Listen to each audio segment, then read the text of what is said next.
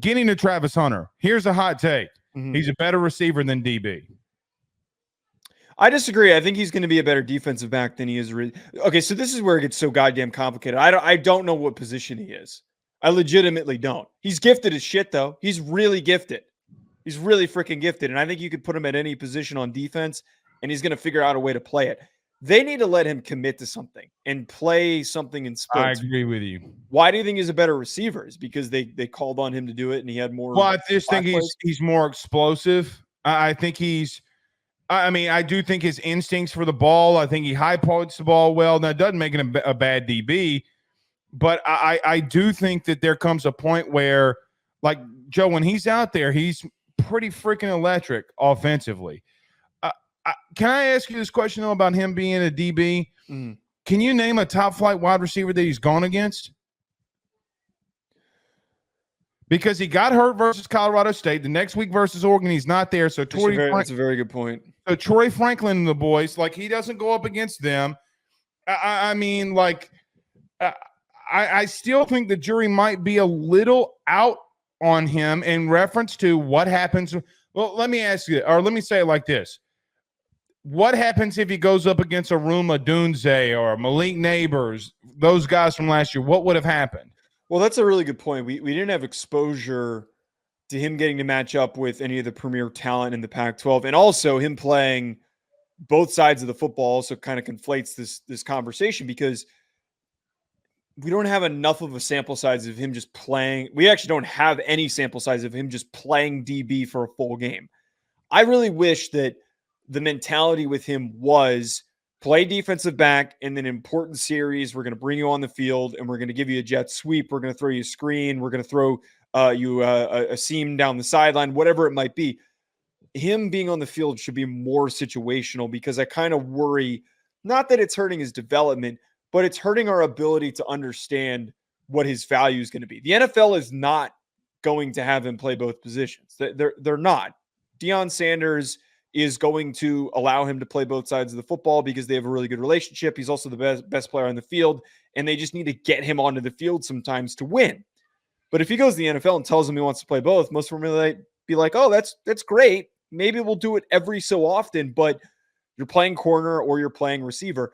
I just think, though, for him to have like the proper route running nuance in detail required to be a receiver draft pick, I don't know if he's getting enough reps to necessarily to be able to produce that. That's why I think he's so natural at corner.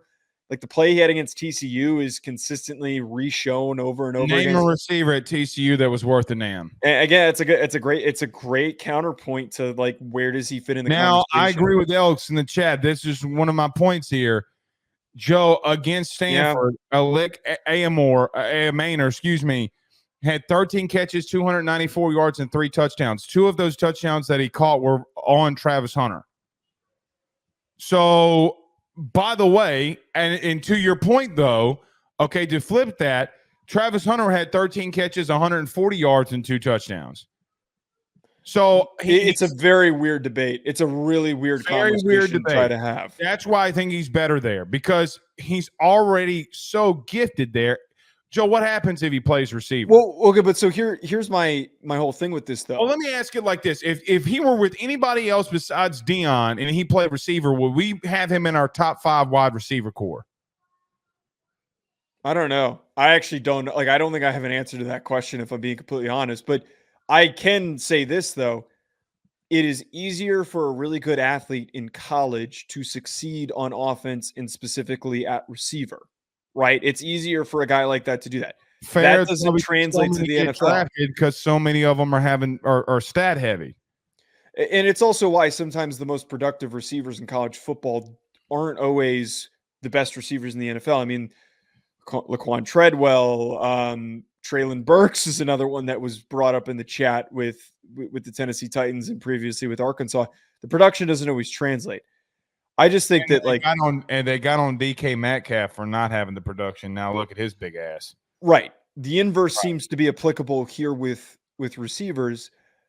It just comes down to, though, I don't really know what he is. Like, I just don't know what position he is, and I don't know if there is really an answer. Like, we could sit here. This is one thing that you could sit at the bar with your buddies And you could just argue about it for 2 hours because there isn't an answer. We could keep pulling examples. I mean, the problem I have, Joe, is he scores a game early. He scores a touchdown early in that game, scores a touchdown late. He did that all last year, and they were better offensively when he was out there. I get what you're saying. I also don't have – I've also seen him play against really good – I say really good defense. I've seen him do more things at one position than the other. Now, the diving interception that he had is insane. Mm-hmm. Like, I'm not saying he's a bad DB. He's in my top 5, right? I mean, I don't know where else to put him. But I think he's an interesting case. Yeah. Make sure you check out Bet Online for all of your sports betting needs. For anything that I do betting related, I go on over to betonline.ag and I use promo code BELIEVE50. BetOnline has all of the latest updated odds for the NFL and college football seasons.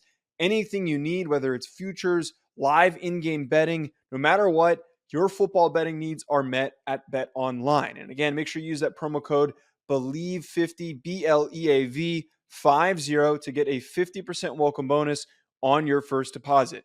Bet Online, where the game starts.